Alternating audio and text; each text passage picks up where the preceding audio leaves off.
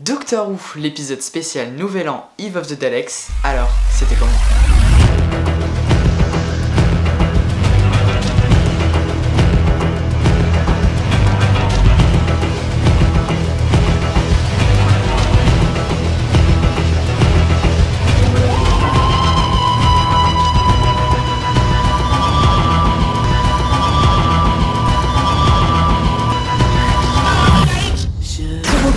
Everything not within its own image. Shoot.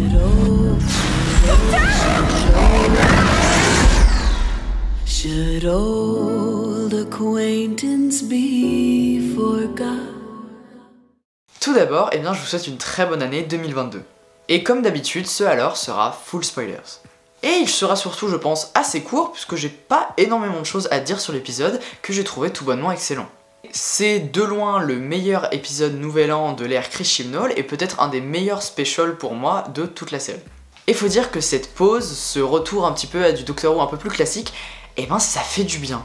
Surtout avec une saison comme Flux qui était aussi dense et aussi intense, c'est plutôt vraiment agréable et vraiment plaisant de revenir à une histoire plus calme, plus posée, avec moins d'enjeux. Bref, du Doctor Who un petit peu plus classique, mais j'ai vraiment pris mon pied devant cet épisode parce que j'ai adoré le concept. Alors oui, il y a quelques problèmes, notamment quelques incohérences en fonction des boucles temporelles.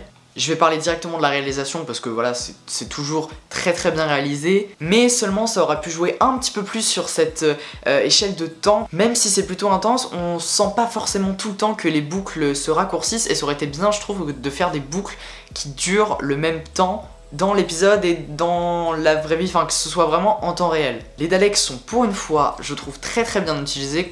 Ils ont du répondant, ils ont des plans qui marchent, ils savent toujours pas tirer, et c'est vrai que ça fait quand même bizarre de voir des Daleks qui tuent les héros. Ensuite on a les deux personnages secondaires de Sarah et de Nick que j'ai tous les deux trouvés très touchants et extrêmement attachants. Ils ont leurs défauts, leurs problèmes et c'est ce qui les rend humains et très attachants.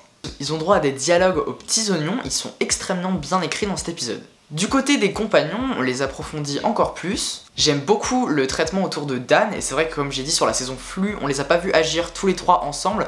Là, on les voit vraiment en équipe. On voit que Dan est vraiment intégré à la team. Et ça fait plaisir, parce que j'ai pas vraiment eu l'impression de connaître vraiment ce personnage dans la saison Flux. Et rien qu'avec cet épisode, on l'approfondit un petit peu plus. Notamment sa relation avec Yaz et cette scène où elle lui avoue ses sentiments pour le docteur que j'ai trouvé extrêmement touchante.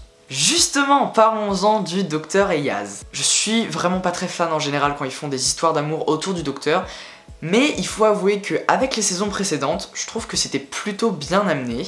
Et comme j'ai dit tout à l'heure, la scène où elle l'avoue à Dan dans l'épisode est vraiment extrêmement touchante. Et pour l'instant, c'est fait d'une manière qui me plaît plutôt, donc même si je suis plutôt craintif pour la suite et je suis vraiment pas sûr de cette relation, voilà, pour l'instant je suis prêt à accepter que c'est plutôt bien fait. Après ils ont intérêt à bien le gérer par la suite parce qu'il reste quand même que 2 épisodes. Voilà, sinon on en parle que pour la suite, ça promet. En tout cas, cet épisode était un excellent épisode Nouvel An et ça fait plaisir d'avoir du Doctor Who dès le début d'année.